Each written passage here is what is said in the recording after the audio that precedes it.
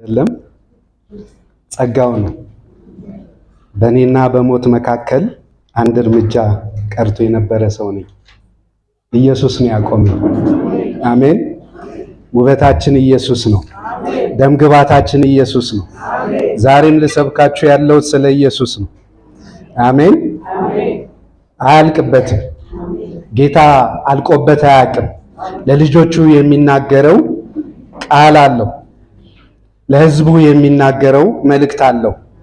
እኛ መምህራንም ስለሆንን አይደለም፣ ዕውቀት ስላለንም አይደለም።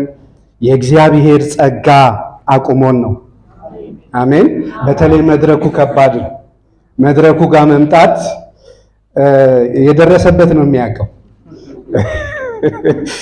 እና ጌታ ታማኝ ነው። ሲያቆመን እንቆማለን። አሜን። በሱ ጸጋና ችሎት ነው መቆም የቻልነው። እንጸልይ። እግዚአብሔር አምላካችንና ረዳታችን ሆይ ዛሬም ትናገራለህ፣ ዛሬም ቃል አለህ። ሕዝብ ተሰብስቦ እንዲሁ መሸኘት አትፈልግም። ለስጋችን ሳይቀር ኢየሱስ ትራራለህ። እንዲሁ ዝለው ደክመው የሄዱ ዘንድ አልፈቅድም ያልከው ጌታ ጊዜው ምሽት ቢሆንም ወቅቱ ቦታው ምድረ በዳ አስቸጋሪ ስፍራ ቢሆንም ኢየሱስ ግን እንደ ደርብ አዳራሽ ጌታ ሆይ ሕዝብህን አስቀምጠህ በለመለመ ሳር ላይ ትመግባለህ፣ በዕረፍት ውኃ ዘንድ ትመራለህ። ኢየሱስ መልካም እረኛ ነህ። አሁንም እኔን ታናሽ ባሪያህን አግዘኝ፣ ጸጋህ ይብዛልኝ። በመንፈስህ ሙላት ጉባኤውን አንዲቷንም ነፍስ ጌታ ሆይ እንድታገኝ በቃልህ እንድትናገራት በክርስቶስ ኢየሱስ ስም እጸልያለሁ። የጠላት ቀንበር በቃልህ ጉልበት ይሰበር። በምንም ሁኔታ ውስጥ ያለሽ ነፍስ፣ በጭንቀት ውስጥ፣ በፍርሃት ውስጥ፣ በድንጋጤና በትካዜ ውስጥ ያለሽ ነፍስ በኢየሱስ ስም አሁን ትንቃ። በጌታ በኢየሱስ ስም ፈውስን ታግኝ። አንተ እንዳሳት ውጣ በጌታ በኢየሱስ ስም።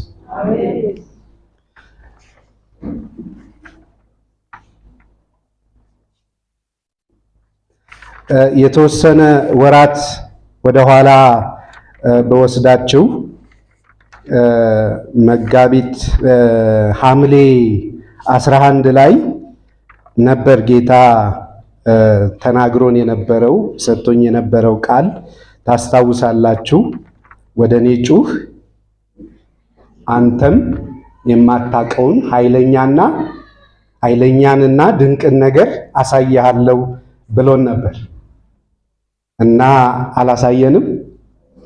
ምስክሮች ነን። አሳይቶናል።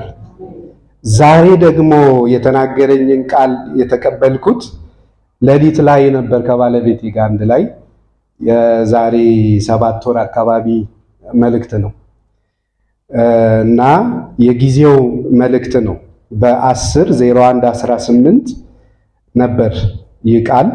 ምናልባት ከዛ በኋላ ባስታውሳችሁ እንኳን መሀል ላይ ቦታ እዚሁ ማስታወሻዬ ላይ በ11/01/18 በወንድማችን አቤኔዘር ማዕበሉን አልፈዋለሁ የሚለውን መልእክት ነው የጻፍኩት። ከዛ በኋላ እና ለ2 ሳምንታት ማዕበሉን ታልፈዋለህ፣ እንዴት ታልፈዋለህ የሚሉ መልእክቶች ናቸው ይኸው ማስታወሻዬ ላይ ያሉት። በሁለተኛውም በ18/01 እንዲሁ በወንድማችን ማዕበሉን አልፈዋለሁ አያጠፋህም የሚል መልእክቶች ነበሩ። ዛሬ የሚናገረን በዛን ጊዜ ሰጥቶን የነበረው ጌታ ዘዳግም 33 ቁጥር 27 ነው። ዘዳግም 33 27 ላይ እናወጣና እናነባለን።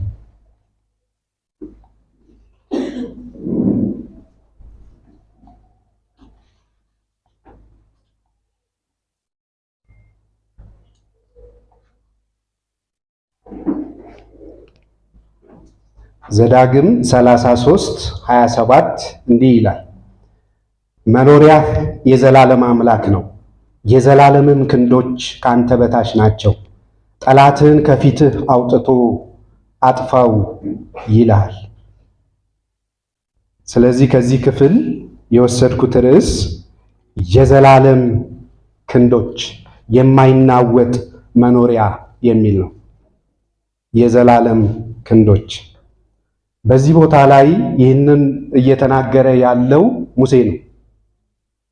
ሙሴ በተደላደለ ሁኔታ ስለ መኖሪያ ለማውራት በሚያስችል አኳኋን ወይንም የህይወት ገጽታ ውስጥ ሆኖ አይደል። ከጥቂት አንቀጾች በኋላ ብታዩ ስለሞቱ ተነግሮት ወደዚያ ተራራ ሄደህ ትሞታለህ የተባለበት ጊዜ ነው። ተስፋይቷን ምድር አንተ አትወርስም፣ እንዲሁም ደግሞ ወንድሙ አሮን አትወርሱም ተብለው የመጨረሻ የኑዛዜ መልእክት የሚናገርበት ቦታ ነው። ኑዛዜ ትሞታለህ ተብሏል። ከዚህ መልእክትም ቀደም ብላችሁ ብታዩ ደግሞ የሙሴ ዝማሬ ይላል። 32ን ስታዩ ሙሴ በዝማሬ ህዝቡን እየተናገረ የነበረበት ወቅት ነበር። ይዘምራል። ስለዚህ ሁኔታው የህዝቡ ሁኔታ፣ የተናጋሪው የሙሴ ሁኔታ ይህንን ቃል ለመናገር የሚያስችል ወቅትና ጊዜ አልነበረም። መኖሪያ የዘላለም አምላክ ነው የሚል የተደላደለ መልእክትን ለመናገር በሚያስችል የህይወት ሁኔታ ውስጥ አልነበረም ሙሴ። ህዝቡ ደግሞ ይህንን ሐዘን ሰምተው ለ40 ዓመታት ለብዙ ዓመታት የመራቸው ሰው ከነሱ ሊለይ ሊሞት፣ ከዛ በኋላ ታዩታላችሁ ለ30 ቀን ያለቀሱለት አሮንም በሆር ተራራ እንደዚሁ በሞተ ጊዜ ለ30 ቀን ያነቡ ህዝቦች ናቸው። ሐዘንን በጣም የሚያከሩ፣ ሐዘንን ደግሞ ለመሪ ያላቸው ቦታና ስፍራ ታላቅ የሆነ ህዝቦች ናቸው። መሪ ሊለያቸው የመራቸው ሲቸግራቸው ሲጨንቃቸው ግብፅ ይሻለናል እያሉ የግብፅ ሽንኩርትና ኩብኩባ ይሻለናል፣ በምድረ በዳ ልታጠፋን ያወጣህን የተደላደለ ቤት ያላቸው ይመስል የነበሩበት እንደዛ ጡብ እየሰሩ የባርነት ህይወትን ሳይቀር ሙሴ ላይ እያጉረመረሙ ከዛ ባለፈ እግዚአብሔር ላይ እያጉረመረሙ የኖሩ ህዝቦች አሁን በመጨረሻ ሊያለቅሱ የሚችሉበት ያንን ሊነግሩት የሚችሉበት መሪያቸው ሊለያቸው ነው። ስለዚህ በዚህ ወቅት ላይ ይህ መልእክት መጣ። የዘላለም ክንዶች የማይናወጥ መኖሪያ። መኖሪያ ምንድን ነው? ወደ አይምሯችን የሚመጣው መኖሪያ ስለ ግንብ፣ ስለ አጥር፣ ስለ ቤታችን ትንሽም ትልቅ ቢሆን ጎጆአችንን ወደ አይምሯችን ይመጣል። መኖሪያ ስንል አብዛኛውን ጊዜ ወደ አእምሯችን የሚመጣው ከአሸዋ በሲሚንቶና በድንጋይ የተገነባ ጣራና ግድግዳ ያለው አካላዊ ቤት ነው። ነገር ግን ሙሴ መኖሪያ የዘላለም አምላክ ነው ሲል ስለ ሪል ስቴት፣ ስለ ቪላ ቤት እያወራ አይደለም። አካላዊ ገጽታውን በዚህ ስፍራ ላይ እንደምናየው አካላዊ ቤት ከብርድ ከዝናብና ከፀሐይ ይከላከላል። ነገር ግን የውስጥ ሰላምን ሊሰጥ አይችልም። ይህ የምናየው ቤታችን መኖሪያችን ብለን የምናስበው ከነዚህ መሰረታዊ የሰው ልጅ ፍላጎቶች ብለን ከምናስቀምጠው አንዱ ነው። መኖሪያን ስናስብ ገበና ሸፋይ ነው። በቤታችን ሁሉ ነገር ያምራል። ብናለቅስ በቤታችን ሁኔታዎች ሁሉ ገበናዎቻችን የምንገልጠው በጓዳችን ነው፣ በቤታችን ነው። ስለዚህ ሙሴ በዚህ ስፍራ መኖሪያ የዘላለም አምላክ ነው፣ የዘላለምን ክንዶች ካንተ በታች ናቸው ሲል በጣም የጠለቀ መልእክት ነው፣ የጠለቀ ሐሳብ ነው። በኑዛዜ የመጨረሻው ምክር እየሰጠ ያለበት ነው። ከዛ ቀደም ብላችሁ ከኋላም ብታዩት ትልልቅ መልእክቶችን ያዘለ ሐሳቦች ያሉት ነው። እንደ ማዕከል አድርጌም ቦታ ስለወሰድኩት። ስለዚህ አካላዊ ቤት ከብርድ፣ ከዝናብ፣ ከፀሐይ ይከላከላል። ነገር ግን የውስጥ ሰላምን ሊሰጥ አይችልም። የውስጥ ሰላምን ሊሰጥ አይችልም። ቤት ምን ያህል እንደሚያንከራትተን እናውቃል። ምናልባት እዚህ አካባቢ ወደ 115 የኮተቤ መምህራን አለ እና በቤት ጉዳይ ላይ ካቢኔ ወስኖልን የነበረውን ቤት እየተከራከርን ለብዙ ዓመታት በዚህ ሁኔታ ውስጥ ነው ያለነው። የቤት ጉዳይ ስናነሳ፣ መኖሪያን ስናነሳ እያንዳንዳችን ህመሙን እናውቀዋል።